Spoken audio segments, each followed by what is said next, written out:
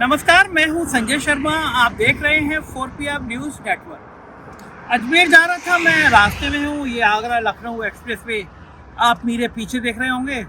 तब तक मैं खबर देख रहा था कि जमायती उलेमा हिंद के मंच पर मदनी साहब ने कुछ ऐसा बोल दिया कि जिससे संत महात्मा भड़क गए और उन्होंने कहा कि ये मंच नहीं है, इस पर जो आप बात करें कि पहले आदम आया या पहले ईश्वर आया। हम लोग यहाँ पे एक सांप्रदायिक माहौल अच्छा हो इसके लिए आए थे और वो संत समाज के लोग चले गए। तो ये बड़ा हैरानी वाला कार्यक्रम था, क्योंकि आमतौर पे जमायत उलेमा जब इस तरह का कार्यक्रम करता है तो वो सब संप्रदाय के लोगों को कोशिश करता है कि हर संप्रदाय का प्रतिनिधित्व करने वाला एक ना एक व्यक्ति आए, वहाँ पे अपनी बात कहे, अपनी बात सुने। और मैं आपको ये वीडियो इसलिए बता रहा हूँ कि कुछ साल पहले मैं भी इसका एक हिस्सा बना। हुआ ये कि मेरे पास एक दिन दिल्ली से फ़ोन आया कि हम लोग जमायत उलेमा हिंद के लोग हैं, आपसे मिलना चाहते हैं। अगले दिन वो लोग आए, उन्होंने बताया कि हम लखनऊ में एक बड़ा आयोजन कर रहे हैं जो हिंदू मुस्लिम एकता के ऊपर होगा। तो उन्होंने बहुत मन से मुझे इनवाइट किया। फिर अगले दिन फ़ोन आया कि सर कल फंक्शन, हम गाड़ी भेज दें, आपको आना है। जब मैं कहा नहीं, मेरी गाड़ी में आऊँगा। और जब मैं गया तो वो हुजूम था किंग जॉर्ज मेडिकल कॉलेज के आगे, बहुत बड़ा सभागार है, वहाँ वो रैली हो रही थी और जिधर देखो तो आदमी। बल्कि बहुत मज़ेदार बात यह कि मैंने ड्राइवर से कहा यार हम पहुँच नहीं पाएंगे, वापस चलो। लेकिन मेरी गाड़ी ऐसी फंस गई थी कि मैं पीछे भी नहीं जा सकता था और मैं आगे भी नहीं जा सकता था। तो मैंने कहा कि चलो चलते हैं। खैर जब मैं गया तो उन्होंने मुझे सीधे ले जाके मंच पे बिठा दिया। और मैं ईमानदारी से कहूँ तो मैंने इतने बड़े संख्या में मुस्लिम कभी एक साथ देखे नहीं थे।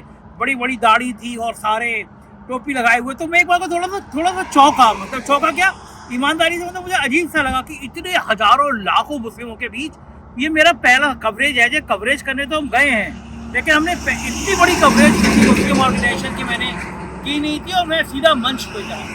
खैर कार्यक्रम शुरू हुआ, लोग आ रहे थे, अपनी बात कहते थे और थोड़ा चूँकि गंभीर किस्म का था तो जब बात ख़त्म कर लेते थे तो एक आध बार ताली बज जाती थी।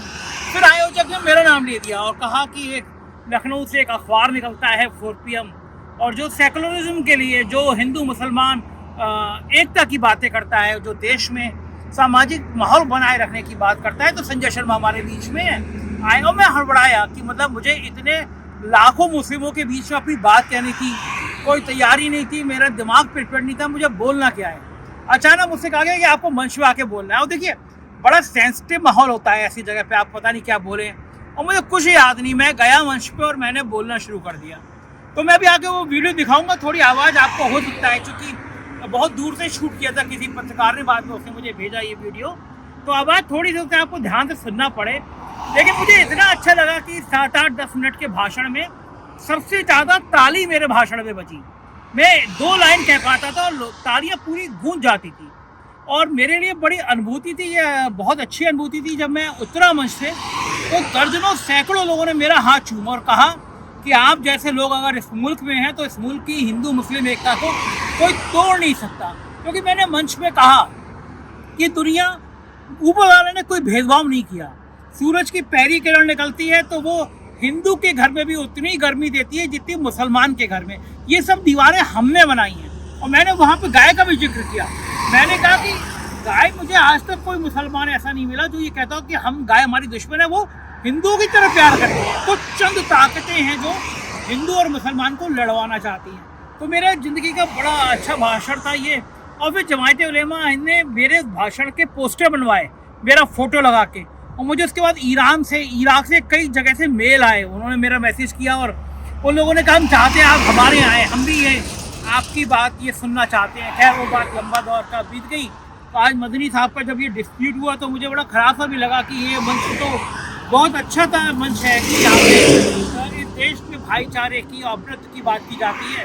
तो मुझे भाषण याद आया, मैं सुनवा रहा हूँ आपको, सुन के बताइएगा कि मैं सही बोलता हूँ या नहीं बोलता हूँ और मन से बोला या नहीं बोला। सुनिए एक भाषण। सभी सम्राट लोग और यहाँ उपस्थित सभी हजरात लोग, मन्नी साहब, मैंने आपको बहुत पढ़ा है, बहुत सुना है और आपके बारे में बहुत मनन किया है। मुझे खुशी है कि आप जिस लॉ को जलाने के लिए आज लखनऊ में आए हैं, वो लॉ आज इस बात से कामयाब होती नजर आ रही है कि एक पत्रकार, एक संपादक होने के नाते मैंने बहुत जलसे कवर किए हैं लेकिन ऐसा अनुशासित जलसा जिधर निगाहदारी उधर सीढ़ी से हो और अनुशासन में बैठे मेरे बहुत आगे। आज जब शुरुआत हुई और इस विचार की शुरुआत हुई कि हमको एक लौ जलानी है, हिंदू मुसलमान की एकता की लौ जलानी है, तो मुझे आजादी का वो दौर याद आया और इस देश की रवायतों ने, इस देश के इतिहास से देखा है कि जहां क्रांति के लिए, जहां समाज को एक रखने के लिए अगर एक शहीद रामविलास मिश्र आगे आया तो सब में अशफाक उल्लाह के साथ खड़े। इस देश के दौर में वो देखा है जब पाकिस्तान ने हमला किया तो परमवीर विजेता अब्दुल वीर हमीद अपनी जान की परवाह न करके उन टैंकों को आगे आगे चला। इस देश की खून में, इस देश के रक्त में ये बात बसी हुई है कि हम एक हैं, हमारा परिवार एक है, हमारी सोच एक है, हमारा विचार एक है और ऊपर वाला भी इसमें भेदभाव नहीं करता। जब सूरज की पहली किरण निकलती है तो वो उतनी ही तपिश हिंदू के घर में देती है जितनी तपिश मुसलमान के घर में। ये देश, ये बहती हुई गंगा, ये बहते हुए समुद्र के किनारे सारी प्रकृति ने हमको जितना हक दिया है वो इसलिए दिया है कि ये मुल्क हम सबका है और कोई हमको अलग नहीं कर सकता।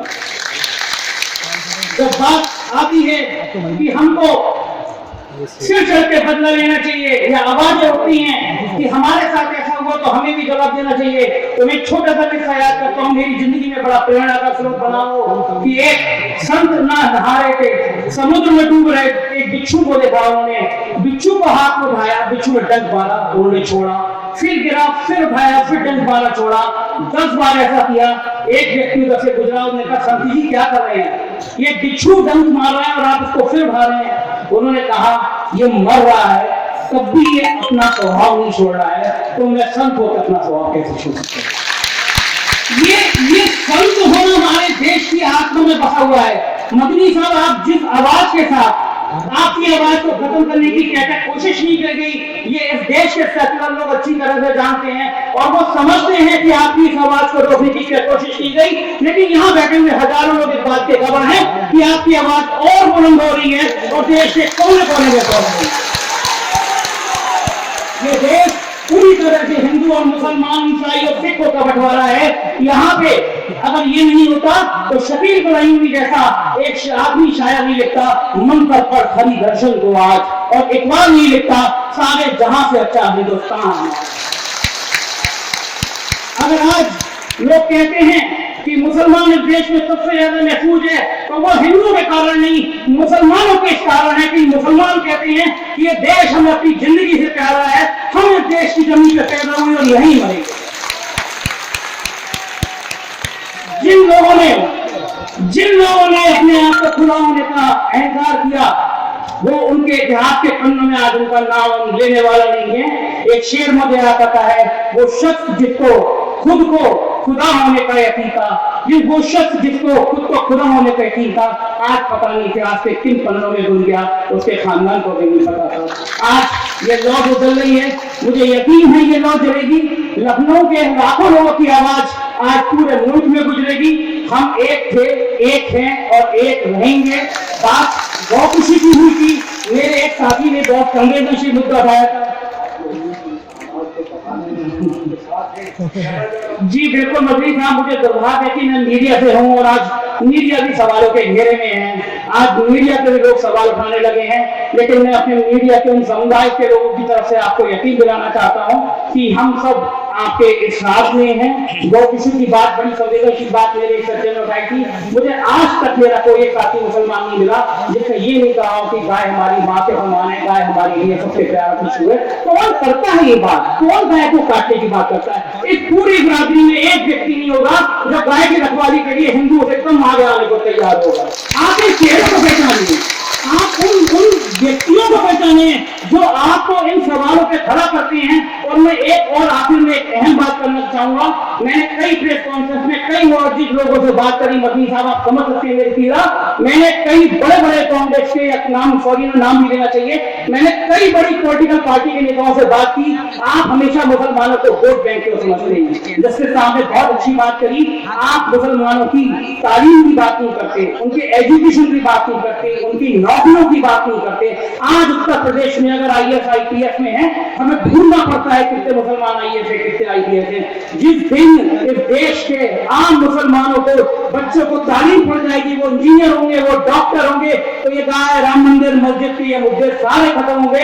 हमारा देश बचेगा तो हम बचेंगे, हम बचेंगे तो हमारा परिवार बचेगा। मुझे यकीन है ये लॉ चलेगी और पूरी